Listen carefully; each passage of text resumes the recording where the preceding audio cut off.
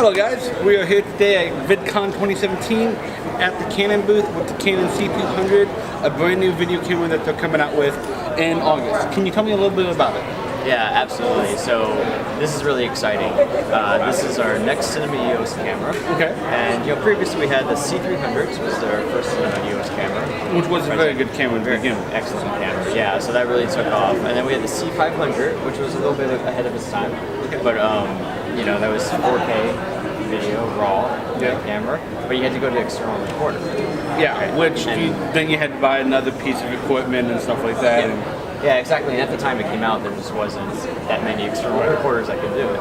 And then we introduced the C100 series.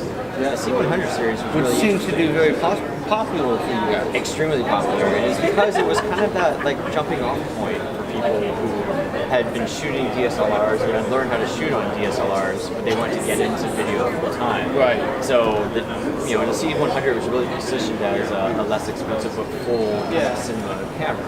Yes. So that was really great. So we had that line. We had those three cameras just in the line. Then we had the C300 Mark II. C300 Mark II introduced 4K into the internal recording, which is fantastic. Which is great. So that camera's become very popular for a lot of TV production, networks and everything like that. But there's always one thing missing is the raw. All of our raw always had to go output to something else. Yeah. And so now for the C200, for the very first time, we're doing internal raw recording. That's really amazing and everything. And I've noticed that it's a compact design to where most people have everything on top here and everything, like the audio inputs and everything. Yeah. You have them actually over here on the side and stuff like that. Can you tell me why you designed it like that? Yeah, so if you're familiar with the Canon line, especially the Cinema EOS line, we've always had the audio, the XLR inputs separate from the body. Okay. And it was always kind of a belief that, by having them separate from the body, you have more flexibility. You don't have to use them if you don't need them. It just adds weight to the camera. Yeah. But I think after feedback from a lot of people and most of the industry, it was made a decision that we should put the XLRs onto the body, and in doing so, we can make the profile of the camera even smaller. Right. Now we don't need to use the handle, we don't need to use the screen. Because before you had to have still the top handle to hold the XLRs and the screen. Exactly. From what I understand from this, you can get rid of that top handle completely, put everything on the camera. Yeah, absolutely. Which is amazing. So. Yeah. And so, when Canon decided to make this and everything, were they going after a certain range in the market? Do you know? Yeah, I think they recognized that within our markets, there was this gap between that C100 and that C300 level. I think they recognized that C300 was really marketed towards the high-end professionals, and C100 was for people who kind of had their own projects, but who were the C100 was definitely being incorporated into all levels. It was kind of a ubiquitous camera across the range, but they wanted something that kind of fit in between there. And so I think that was the first inklings of the C200. Okay. But also incorporating a lot of feedback from the industry. On top of that, the pedigree of the camera comes from a combination of C100 and C300. Right, and it's like you took the best of both of them and put them in this camera. Almost, yeah, absolutely.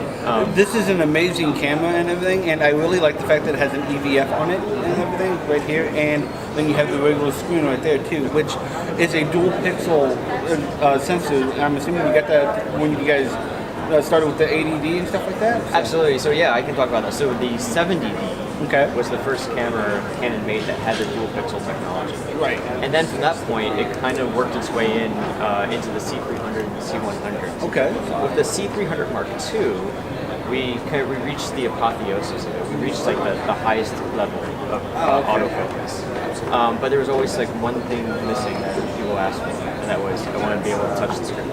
Yeah. I want to be able to touch the screen. Okay. So here we took that feedback and we made a touch screen for the autofocus. Okay, cool. The system is the same as the amazing system is in the C300 Mark II. You have control over the speed of your focus. You have control over the sensitivity of your focus. But now we have a touch screen.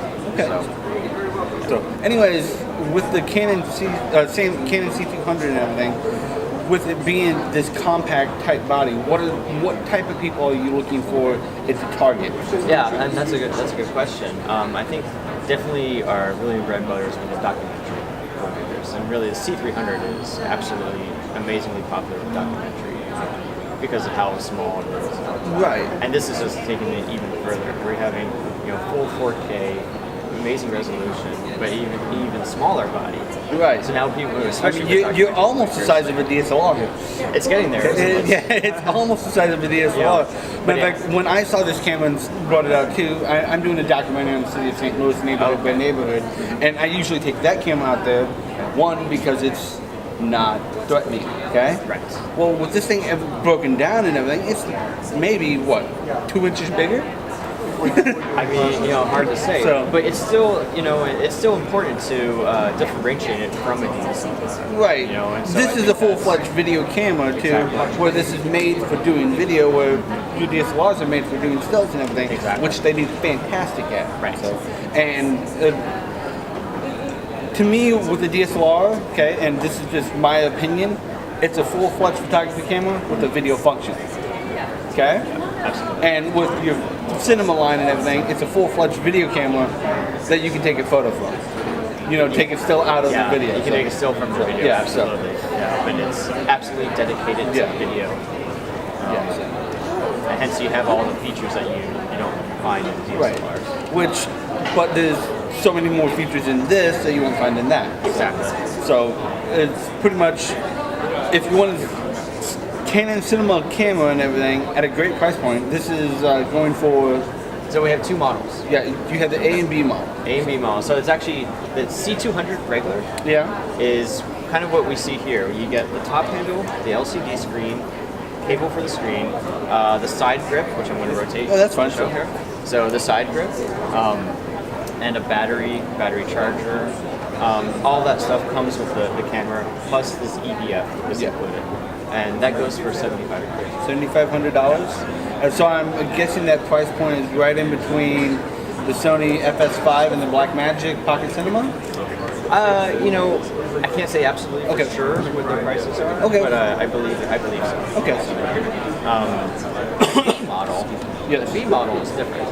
So the B model doesn't come with any of the accessories, Okay. and it loses the EVF. Okay. So what you're getting is you're basically just getting the camera body. Okay. That's it. And that was really, that came out of feedback that we got where a lot of people said, we love your cameras, but we don't use The EVF. at home. Right? And so we went to start giving people discounts. Okay. Well, that's They have their fantastic. own accessories, they have their own monitors that they like to use, they can build the camera however they want. Okay, so it can be a complete powerhouse and customized however you want. You don't have to use every Canon option. But you can also buy one that you can take out of the box and start shooting right away. Right, which is a good deal to have too. So. Exactly. Now, I do want to talk about how you have not one, not two, but 3 redundancies on here for shooting with video. You have 2 SD cards here and a CFast card over on this Yeah. side. So why did you choose to choose SDs and then the CFast? Very important. So the CFast card, Yes. the sole purpose of that CFast card is for the internal Canon Log lens. Okay. So that is the only thing that can be recorded to the CFast card. Okay. And that's because you need to use CFast just because of the higher write speed The higher, yes. of the card, especially for the file size of the ROM. Okay. The SD cards, so those can record a format called MP4. Okay. It's a 4K MP4 format where you can record in 24, 30, and 60 frames a second. Interestingly enough, you can also record that at the same time as you're recording the RAW. Oh, that's really cool. So, That's really awesome. Yeah. So you can have your built-in redundancies with the 2 here, and then if you still need the raw file and everything like that, you have it already automatically put in. absolutely. So Yeah. now, does this come with a new version of Canon Log or anything, or is it still the Canon from the older versions and stuff? Yeah, so it comes with the original Canon Log. Okay. We know from the original C200, Which is very good, C100. so. And now it also has Canon Log 3. Okay. So Canon Log 3 was introduced as the C300 Mark II. Okay. And in those cameras, the C300 Mark II, and in the C700, which is our flagship full cinema camera, It uses a format called Canon Log 2. Okay.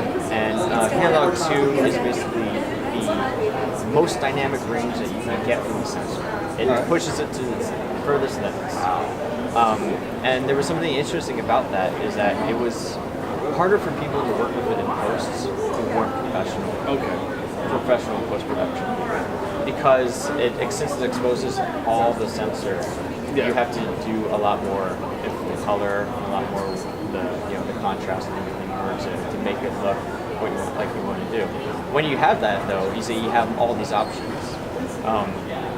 We made Canon Log 3 to give you more dynamic range, but to make things just a little bit easier on people who are working at home who don't have the high power rigs.